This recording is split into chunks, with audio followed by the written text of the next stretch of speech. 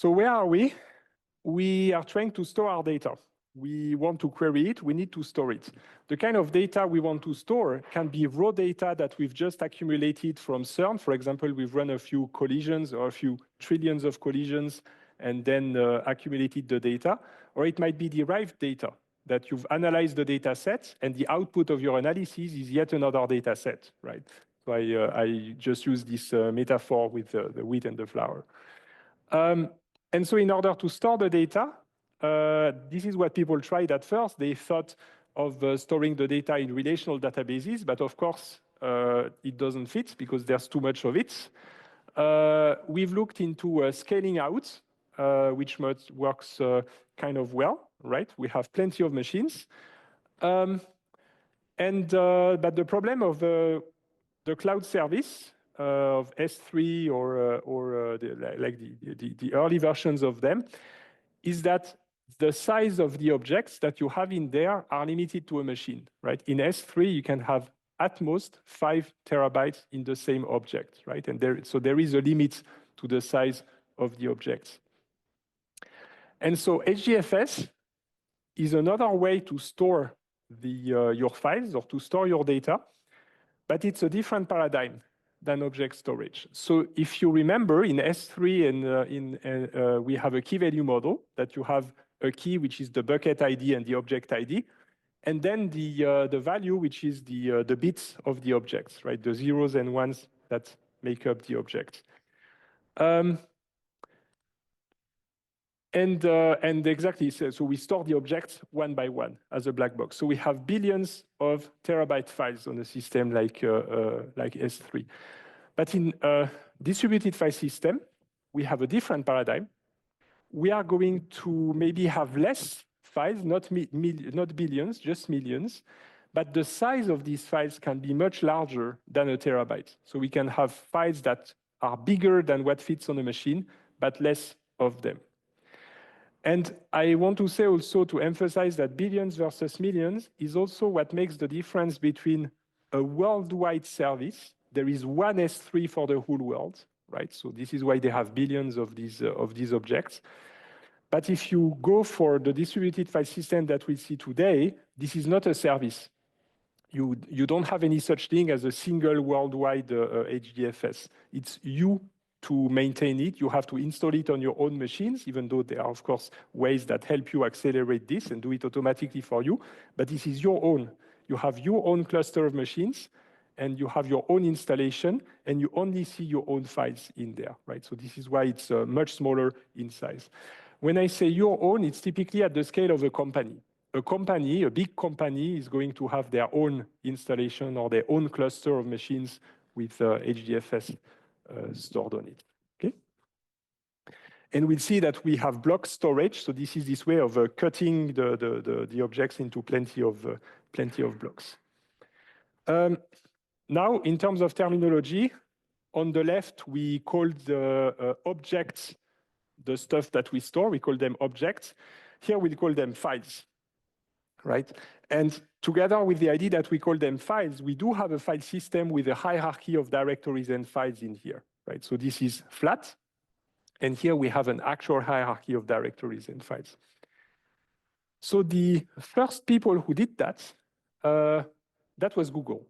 It was the Google file system, and they invented that absolutely gigantic file system that stores enormous amounts of data, but that feels like a local hard drive, just a bit slower, of course, but it feels exactly like a hard drive.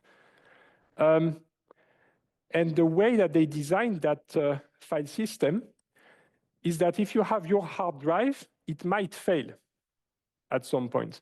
But if you have a data center with thousands or tens of thousands of machines that might each have multiple hard drives, it's no longer a matter of whether they will fail.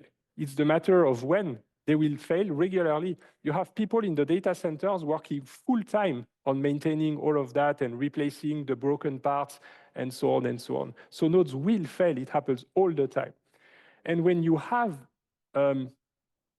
hardware that keeps failing, that forces you to design your system in a way that is resilient against these failures. So we need a file system that runs on our cluster And even if some drives stop working or completely crash, we have to continue to work, we have to continue to be available, and we have to avoid losing any data. And so this is why it's very complex. They have a monitoring system, so they monitor for the drives that crash. They know at all times which machines and which drives are actually still working. They detect when one of them stops working, and they recover from it, right? So if one of the drives fails or one of the machines fails, then it doesn't actually stop working, it continues to work. And what we get is fault tolerance. We have a working system that just keeps going no matter all the drives that keep failing in the background. All right, so this is because we are on a data center. Now, there are a few drawbacks of these systems. If you look at your laptop, you probably know that you can read any file totally at random, even in the middle of a file, right? That's what we call random access. So you can access anywhere on your drive and get the data immediately. But in this system, in the distributed file systems, you do not want to have this ability. You only want to read either the whole file or to scan through the file. You start at the beginning and then scan sequentially through the contents of the file, right? So we do not have random access. Second, we might be able to append. If we write some content, we can either create a new file or we can put the new content at the end of the file. So that also supports appending, right? So our system is going to be able to scan data, read an entire file in sequential order, and to append data to an existing file. So the way that it is updated has in mind, for example, that the data might come from logs, might come from sensors, might come from weather stations that keep monitoring, and they just keep generating data and data and data and data. And that is the reason why we like this appending model, where we just keep adding new data in there. The same for intermediate data. When you write intermediate data, that's also something that goes in order. It's sequential. So that's consistent with having this model. And finally, one more requirement of such a system is that, unlike your laptop that you're the only one to use, when you have a system in a data center like this running for an entire company, you might have hundreds of people using it at the same time. So it must also be able to handle this kind of access. And so the whole idea of the design of a system like this, let me tell you what you do not want, then I'll tell you what you want.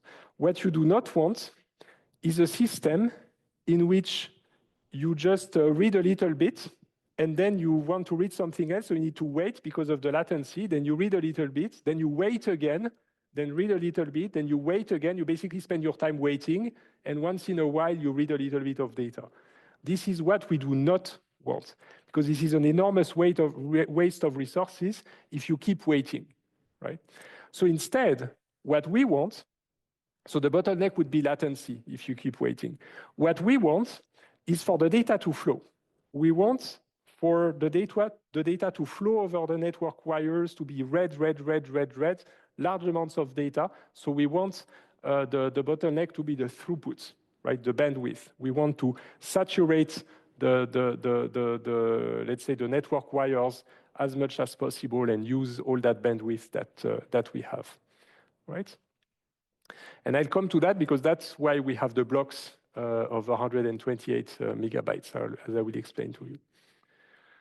So the Google file system is proprietary. Nobody has access to it. We have the paper that they wrote, of course. And some people implemented an open source version of that. The open source version is called Hadoop. Who has ever heard of Hadoop? Some of you, right? It was a buzzword back then. And the yellow elephant here is that's the Hadoop. That's the name of the teddy bear of the son of Doug Cutting, who was the initiator of Hadoop. So that already dates back to almost 20 years now. And Hadoop contains an open source version of not only GFS, the Google file system, but also of MapReduce, that is a querying system in parallel that we'll also cover in that lecture. And it also has an open source version of Bigtable, which is sort of an enormous tabular, like relational tabular system that's called HBase in the case of Hadoop. And so we'll cover that, right? So it's basically just a collection of open source versions of technology invented by Google that is proprietary. And so here, these are the names on the Hadoop side. So instead of GFS, it's called HDFS, the Hadoop Distributed File System, what we study today. MapReduce, they didn't change the name. They maybe say Hadoop MapReduce if you want.